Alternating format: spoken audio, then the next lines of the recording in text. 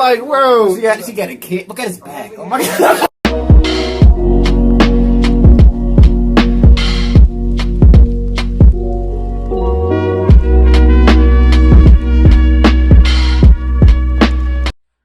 Hey, what's up, y'all? Welcome back to another reaction. Today we're reacting to Excusing Bad Behavior by Blacks. It's another Thomas Sowell reaction. Yeah, I've been doing a lot of Thomas Sowell's content, a lot of insightful content. Like, a lot of his videos have really been opening my eyes.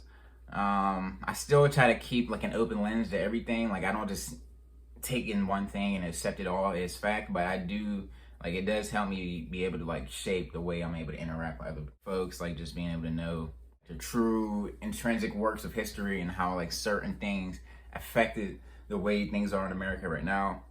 But yeah, if you want to see what Thomas Sowell has to say about excusing bad behavior by Blacks. But yeah, Thomas Sowell, if you're enjoying his reactions, let us know down in the comments. Please let us know if you want to see more from him. Make sure to hit that like button, subscribe, and share, man. It's the road to 10K subscribers. Really appreciate all the support. If you don't harm right to this video.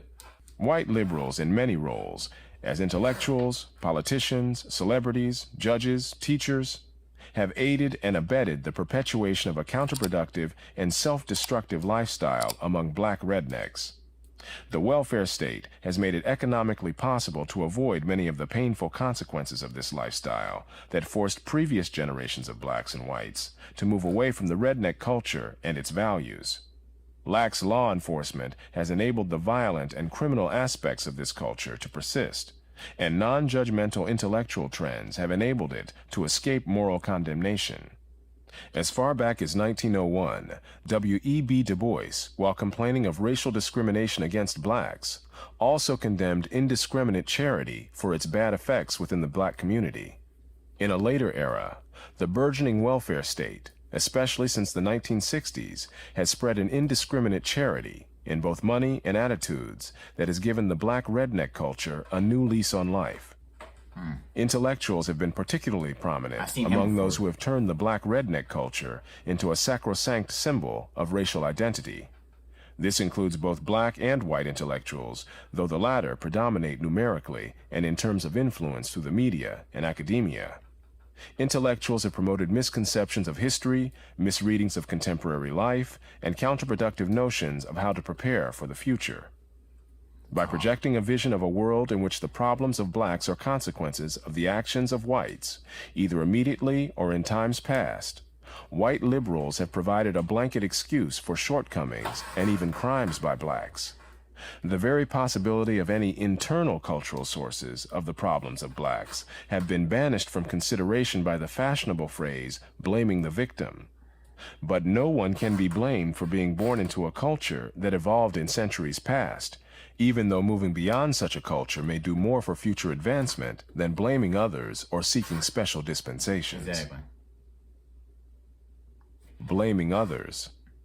Especially like just for music now, like, I know people be saying like, oh, y'all just disenfranchising a new woman who were coming out and making like this new erotic music. No, people are making that type of music forever. But like just how like now, just how blatant and just sexual everything, like everything sexual. Like just like every song, even on stage, y'all acting like y'all having sex with one another.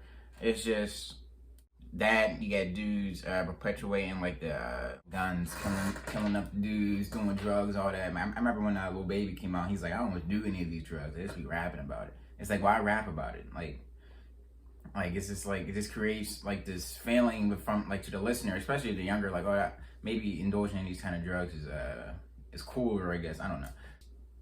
Blaming others for anything in which blacks lag has become standard operating procedure among white liberals. If blacks do not pass bar exams or medical board tests as often as whites or Asians, then that shows that something is wrong with those tests, as far as many white liberals are concerned. Best-selling author Andrew Hacker, for example, says that academic problems in general are created for black students in white colleges because such colleges use curricula that are white in logic and learning, in their conceptions of scholarly knowledge and demeanor.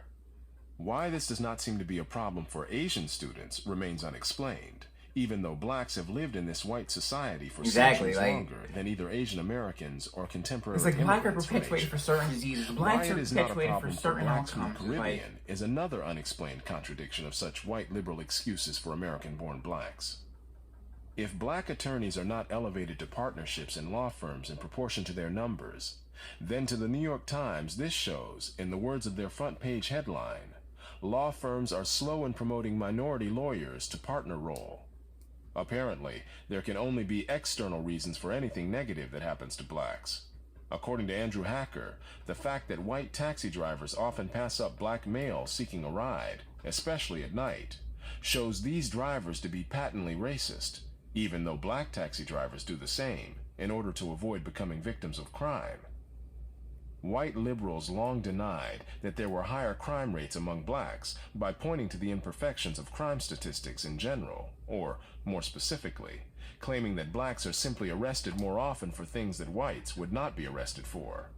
But if the imperfections of crime statistics were the real problem, then discussions could be limited to murder statistics, since dead bodies are not ignored, whether they are black or white, and neither are murderers, whatever their race. But murder statistics show the same disproportionate number of crimes by blacks as other statistics do. While murder statistics might provide more accuracy, they would not provide white liberals with a means of evading the obvious. Riots by blacks are almost automatically blamed on whites, whether in the Kerner Report on the riots of the 1960s or in the reactions among white liberals to the Los Angeles riots of 1992. In some white liberal circles, the New York Times for example, the police are almost automatically at fault in confrontations with black criminals, hoodlums, or rioters. When the police arrive on a scene of crime or violence in black communities, whatever they do is likely to be categorized later as either having let the situation get out of hand or as having used They have almost made every situation for black people seem like a victim type situation. Like we need help with everything. Like everything needs explaining. Everything, there's a reason for everything we're not capable of pulling ourselves up. Like you said, like the language, like the way they say blacks, like the way, like it's meant for like white students. What do you mean white students when you say white students? It's like it kind of perpetuates that like white people are better at learning or something like that. Or like when you say, like whenever they're saying blacks are predisposed to certain diseases and stuff like that. And if you go out of your way, instead of like reinstating the obvious, yeah, you're more influenced with certain diseases because of the diets that we're introduced to, like the stores that we go to shop, like the stuff we have access around us to, all these corner stores and stuff, but like Dollar Treats and everything like that. And I try to educate people on how like stuff like that is killing us and how we need to try to invest in like more real foods in our communities and stuff like that. Try to keep our communities clean, so like whenever we're walking around, there's not trash and shit everywhere. Like that stuff like fumigates into the air. That can have an effect on someone's health. So it's like there's a lot of different factors that can be withholding someone. It's not because of race. Excessive force. Any force sufficient to prevent the situation from getting out of hand is almost certain to be called excessive force by white liberals in the media, so that, by definition, the police will have acted badly, no matter what they did or failed to do. Should the police arrive in such overwhelming numbers as to bring the disorder to a quick halt without any need to use force at all, then they will often be said to have overreacted by sending so many cops to deal with unresisting people. One of the reactions of the police to such predictable scapegoating in the media has been to de-police some of the most violent black neighborhoods, looking the other way rather than risk seeing a whole career ruined by media charges of racism. This gives criminals, hoodlums, and rioters a freer hand at the expense of law-abiding blacks who may be the great majority, even in a high-crime neighborhood. There is evidence that this is in fact what happens after a barrage of adverse media coverage against the police. The fact that black rednecks exhibit the same hostility and violence toward other minorities long associated with bigoted white rednecks in the South presents white liberals with another challenge to find a way to evade the obvious.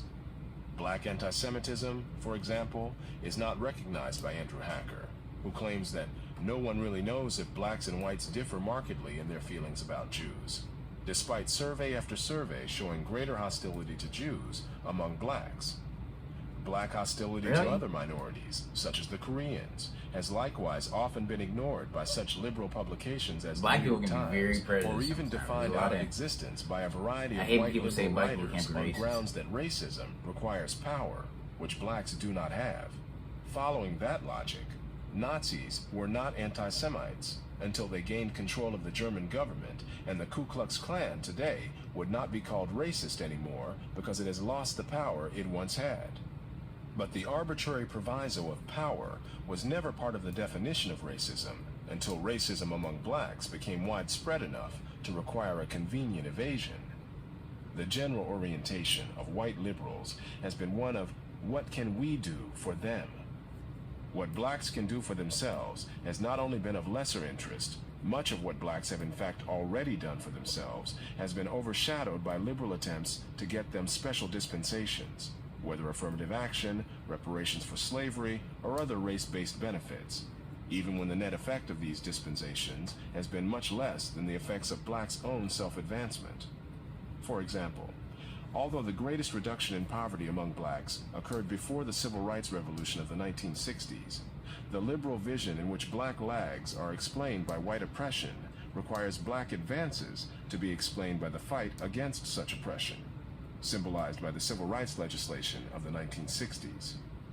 This scenario has been repeated so often through so many channels that it has become a well-known fact by sheer repetition.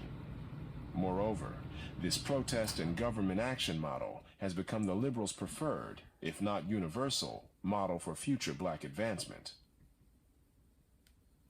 Misconceptions of history.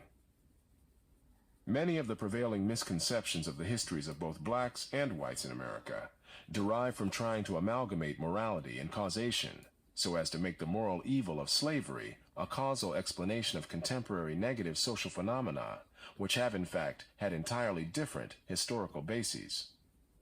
When discussing both blacks and Southern whites, slavery has served as an all-purpose explanation of many social phenomena, ranging from broken families to poor education, lower labor force participation rates, and high rates of crime and violence. Often, evidence has been neither asked for nor given. Not surprisingly, many of these explanations do not stand up under scrutiny. Census data, for example, show that labor force participation rates were higher among non-whites than among whites in 1920 and 1930. No matter what the origin of counterproductive behavior, such behavior must be changed if progress is the goal. On the other hand, if the real agenda is to score points against American society, then blacks can be used as a means to that end.